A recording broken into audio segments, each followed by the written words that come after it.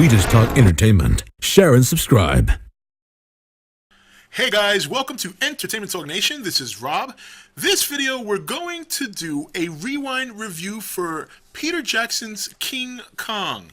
Yes. So, I was going to upload this yesterday. Started watching the movie around 8 o'clock, and as you know, it's pretty much a 3-hour movie. So I said, all right, I'm gonna do this video tomorrow. But I hadn't seen it in a while. I did remember a lot of, as the movie was playing through, I remembered a lot of the events that took place.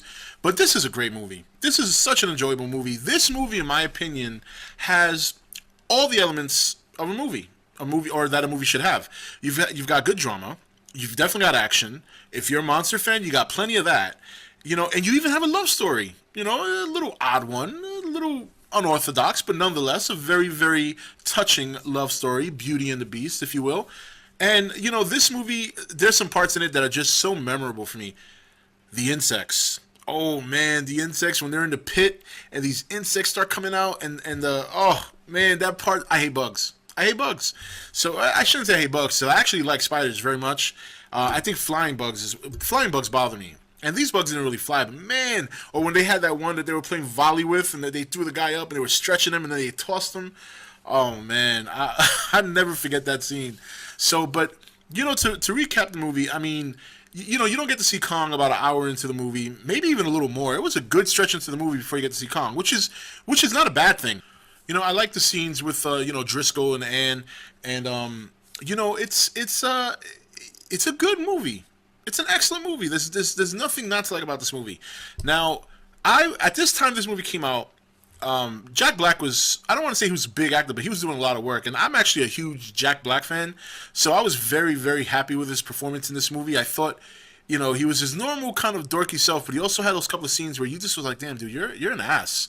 Like, you're not thinking about anybody's safety. You're not thinking about anybody but yourself. But I like that. That's what the role called for. And him playing Denham was I liked his performance a lot in this movie. But again, I could be a little biased because I am a Jack Black fan. But I liked his performance. It was very good.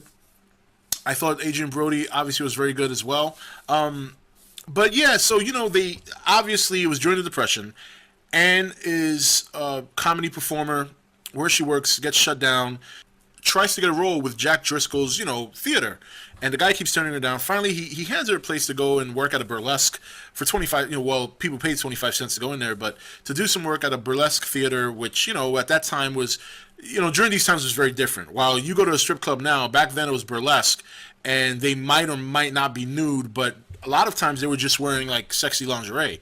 Nudity wasn't as accepted back then as it is now. So she obviously doesn't want to do it. At the time, Denham was looking for a girl to replace an actress that dropped out of his movie. He's running away from the production company because he's cost him a ton of money, but he insists on doing this film. So he finds Anne, and he offers to, hey, do a movie, this and that. And she initially turns him down until she finds out that Driscoll's the one that's doing the movie or writing the script. Even though she is reluctant to get on the ship when she goes with Denham, she gets on. She goes to her cabin. They take off. Jack Black, I like the scene. He tricks Driscoll into waiting on the ship for him to write a check, and the ship takes off. So Driscoll ends up stuck on the ship. He finishes the script. He's got to stay in the lower deck of the ship with all the animals and stuff like that. And during the whole trip going to the island, you see like a nice, I don't want to say it was great, but a nice small subplot with Jimmy, and I believe the gentleman's name was Hayes. Basically, Hayes found Jimmy on the lower deck and pretty much raised him.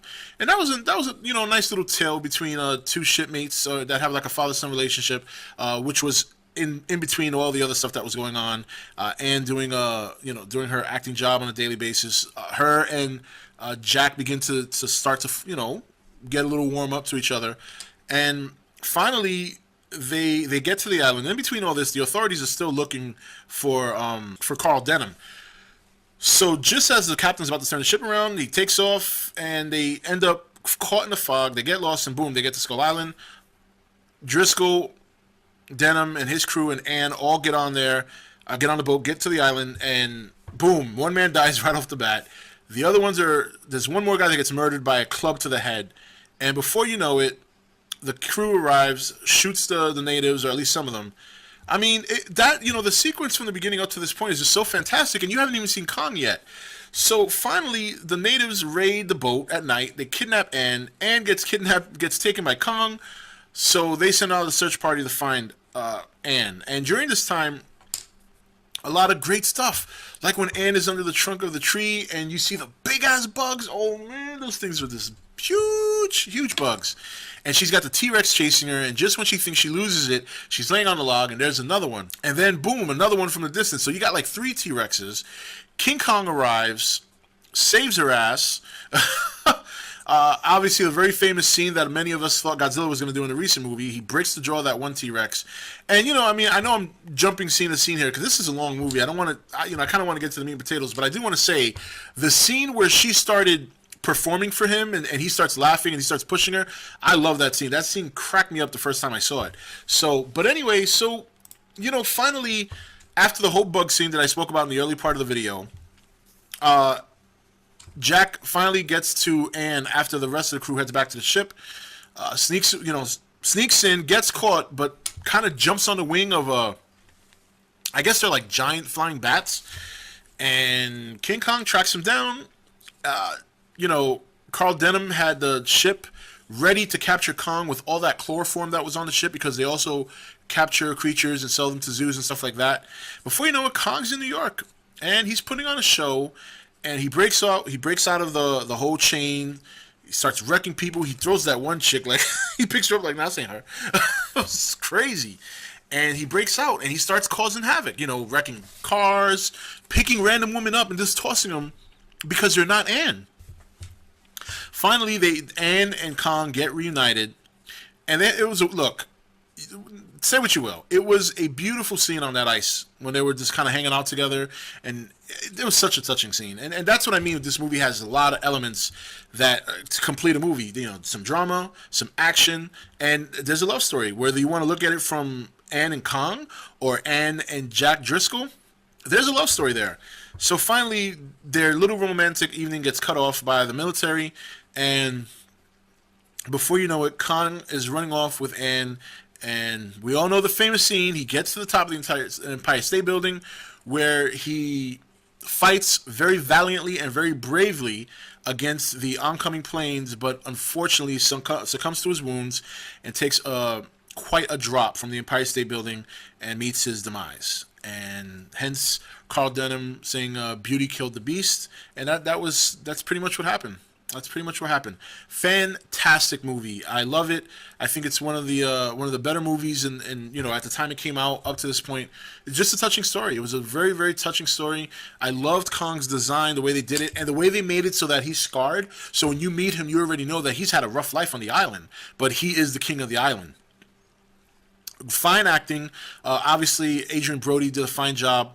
I like Jack Black in the movie. I thought he did, he was fine as Carl Denham. Andy Serkis, obviously, who did Kong and also did the cook on the ship. His name escapes me, but he's the one that got eaten by like those leeches or whatever they were. Like, oh man, that was just nasty. Naomi Watts, I mean, she's always been a solid actress. I liked her in this movie. She played a very good damsel in distress. King Kong, fantastic movie. 2 thumbs up for Rob. I hope you guys like it. Comment below. Let me know what you thought of Peter Jackson's King Kong from 2005. This is Rob signing off for ETN, where we don't do news, we just talk entertainment. Take it easy. Thank you for watching ETN. Don't forget to subscribe and join the Nation Facebook page. You're watching ETN, where we don't do news, we just talk entertainment. Share and subscribe. Hey guys, welcome to Entertainment Talk Nation. This is Rob. This video, we're going to do a rewind review for Peter Jackson's King Kong. Yes. So, I was going to upload this yesterday. Started watching the movie around 8 o'clock, and as you know, it's pretty much a 3-hour movie. So I said, all right, I'm gonna do this video tomorrow. But I hadn't seen it in a while. I did remember a lot of, as the movie was playing through, I remembered a lot of the events that took place. But this is a great movie. This is such an enjoyable movie. This movie, in my opinion, has all the elements of a movie or that a movie should have. You've got good drama.